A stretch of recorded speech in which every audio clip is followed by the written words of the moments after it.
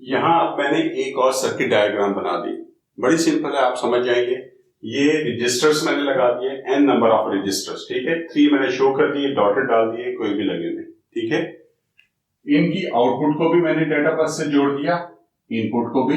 ये एक data bus है, इससे मैंने अटैच कर दिया, यानी कि इसी डेटा बस के ऊपर ये डेटा सेंड करेंगे और इसी डेटा बस से ये डेटा रिसीव करेंगे।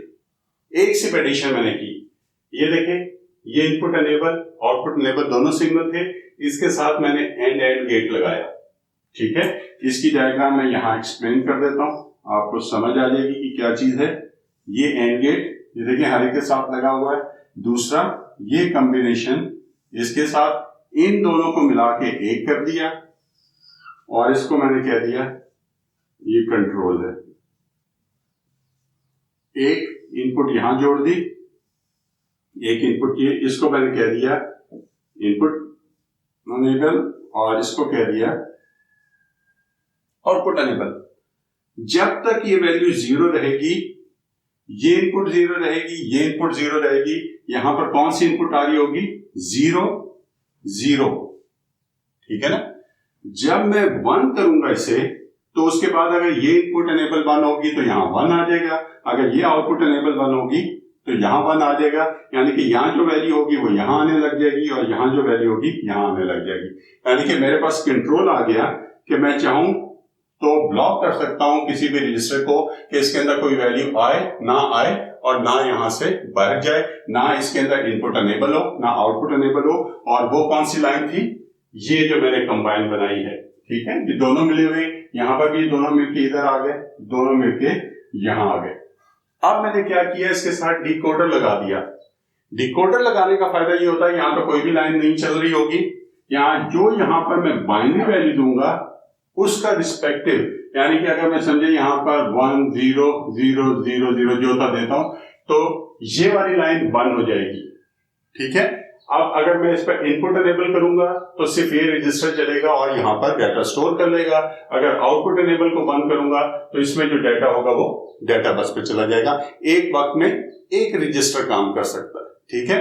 अब दूसरा स्टेप में ये करता हूं कि ये आउटपुट एनेबल इनपुट एनेबल, जैसे ये इनपुट एनेबल थी, इसको मैं यहां बाहर निकाल लेता हूं और सारी इनपुट एनेबल इसके साथ जोड़ देता हूं। ये एक लाइन बन गई इनपुट एनेबल की। इसी तरह से आउटपुट एनेबल की भी एक लाइन यहां से केवल वायर में जोड़ देता हूं और सब आउटपुट एनेबल को, तमाम रजिस्टर की आउटपुट एनेबल को इसके साथ जोड़ देता हूं।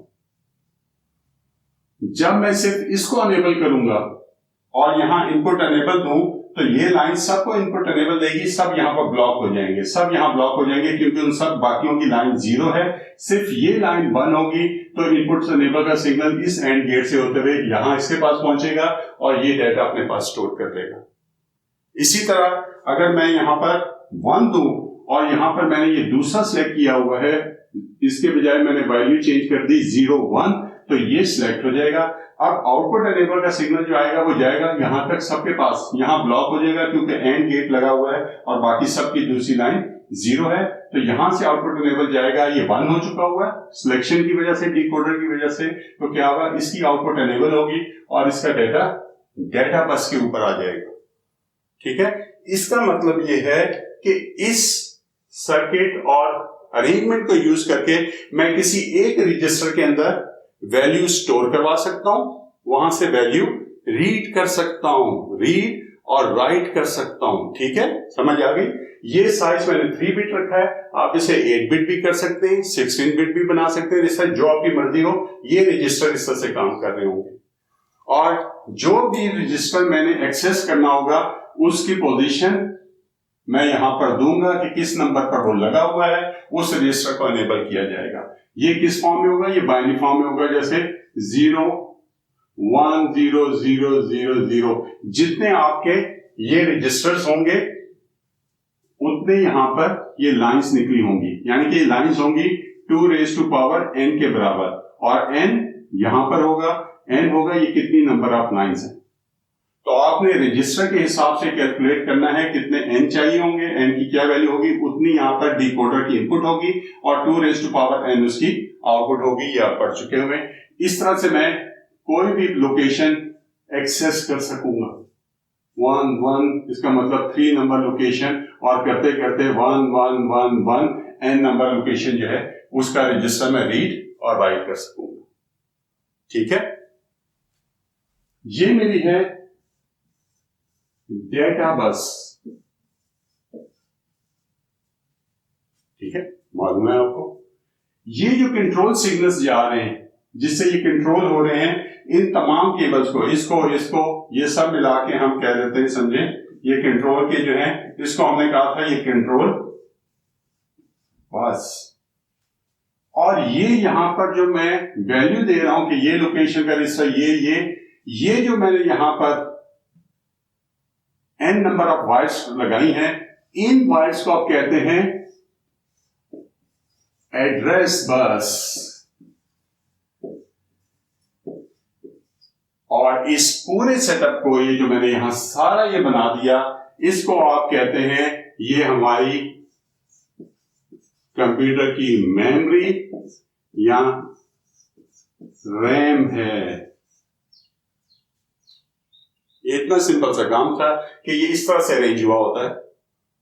सिर्फ आपने 2 लफ्ज सुने होंगे, एक आप कहते होंगे जी स्टैटिक मेमोरी है मेरी, स्टैटिक मेमोरी, और एक डायनामिक मेमोरी। सिर्फ इतना फर्क इसमें समझ लें कि ये हमने गेट्स से मिलकर बनाया हुआ होगा। जब गेट्स के साथ आपने रजिस्टर बनाए हुए हैं तो उनको हम कहते हैं स्टैटिक मेमोरी, यानी कि इसका मतलब कंप्यूटर के गेट्स, डिजिटल के गेट्स यूज करके, फ्लिप फ्लॉप यूज करके जैसे हमने वो बना लिया था, ये स्टैटिक कहलाएगी। समटाइम्स स्टोरेज के लिए, उसमें मैं ज्यादा भी डिटेल में नहीं जाता, वो आप कंप्यूटर आर्किटेक्चर में देख लेंगे। अगर वहां पर फ्लिप फ्लॉप के जरिए बजाय कैपेसिटर लगा दिए जाएं, कैपेसिटर इलेक्ट्रॉनिक एनालॉग इलेक्ट्रॉनिक्स में एक सर्किट है जिसके अंदर आप वोल्टेज स्टोर कर सकते हैं और वोल्टेज आउट कर सकते हैं। बिल्कुल उसी तरह जैसे फ्लिप फ्लॉप में Q के ऊपर 1 की वैल्यू आ जाती है और 0 आ जाती है, उसी तरह आप कैपेसिटर्स को यहाँ 8 या 3 कैपेसिटर लगा दूं और उनको पहले यहां से इनपुट अनेबल करके चार्ज कर दूं, तो फिर जब मैं आउटपुट अनेबल करूंगा तो उनमें जो चार्ज हुआ होगा उसके हिसाब से वो आउटपुट कर देगा। वैल्यू होगी उसमें, चार्ज की कुछ वैल्यू होगी, वो 1 कंसिडर होगा। अगर उसमें कोई चार्ज स्टोर नहीं हुआ होगा तो वो 0 रहेगा। जिस तरह आपकी रिचार्जेबल बैटरीज होती हैं, बिल्कुल समझे कि अगर इसमें रिचार्जेबल बैटरीज लगा दूं, बैटरी अगर चार्ज होगी उसकी वैल्यू 1 होगी, और अगर वो डिस्चार्ज हो चुकी होगी उसकी वैल्यू 0 होगी। कैपेसिटर भी समझे एक किस्म का बैटरी, रिचार्जेबल बैटरी है जो क्विकली चार्ज हो जाती है फ्रैक्शन ऑफ ए सेकंड, और फ्रैक्शन ऑफ ए सेकंड उसमें से सारी वैल्यू आप 0 कर सकते हैं, सारा चार्ज खत्म कर सकते हैं। ठीक है, वो अगर आपने यूज किया हो कैपेसिटर्स तो उसको हम कहते हैं ये डायनेमिक मेमोरी या रैम है। रैंडम एक्सेस मेमोरी जो आप स्ट्रिप्स लगाते हैं वो होती है डायनेमिक मेमोरी। जो आप यूज कर रहे थे वो चीपर पड़ती है, सस्ती पड़ती है, क्योंकि गेट महंगे होते हैं और कैपेसिटर बहुत सस्ते होते हैं। ठीक है, लेकिन आपने सुना होगा सीपीयू के अंदर मेरी कैशे मेमोरी है। कैशे कितनी है? CACHE, cache memory. Cache memory हमेशा स्टैटिक मेमोरी होती है, ये बहुत हाई स्पीड होती है। और ऐसे सिस्टम हमने बनाने हो जो बहुत हाई स्पीड पर काम करते हो तो फिर हम रजिस्टर्स बनाते हैं और उसके अंदर स्टैटिक मेमोरी, रैम की जगह जो रैम होती है वो स्टैटिक मेमोरी वाली होती है, वो हाई स्पीड में काम कर रही होती है।